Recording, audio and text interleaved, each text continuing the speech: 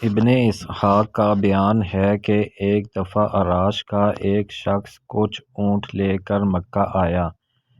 ابو جہل نے اس کے اونٹ خرید لیے اور جب اس نے قیمت طلب کی تو ٹال مٹول کرنے لگا۔ عراشی نے تنگ آ کر ایک روز حرم کعبہ میں قریش کے سرداروں کو جا پکڑا اور مجمع عام میں فریاد شروع کر دی۔ دوسری طرف حرم کے ایک گوشے میں نبی کریم صلی اللہ علیہ وآلہ وسلم تشریف فرما تھے۔ سرداران قریش نے اس شخص سے کہا کہ ہم کچھ نہیں کر سکتے، دیکھو وہ صاحب جو ایک کونے میں بیٹھے ہیں، ان سے جا کر کہو کہ وہ تمہارا روپیہ دلوا دیں گے۔ عراشی حضور صلی اللہ علیہ وآلہ وسلم کی طرف چلا اور قریش کے سرداران نے آپس میں کہا، آج لطف آئے گا۔ عراشی نے جا کر نبی کریم صلی اللہ علیہ وآلہ وسلم سے اپنی شکایت بیان کی۔ آپ صلی اللہ علیہ وآلہ وسلم اسی وقت اٹھ کھڑے ہوئے اور اس سے ساتھ لے کر ابو جہل کے مکان کی طرف روانہ ہوئے۔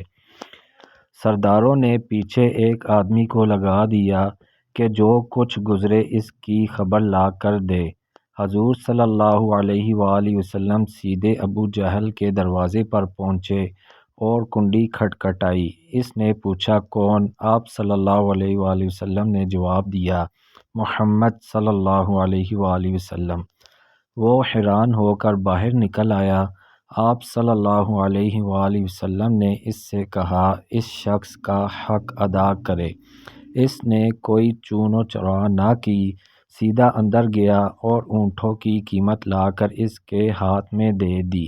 قریش کا مخبریہ یہ حال دیکھ کر حرم کعبہ کی طرف دوڑا اور جا کر سرداروں کو سارا ماجرا سنایا اور کہنے لگا، واللہ آج وہ عجیب معاملہ دیکھا ہے جو کبھی نہ دیکھا تھا۔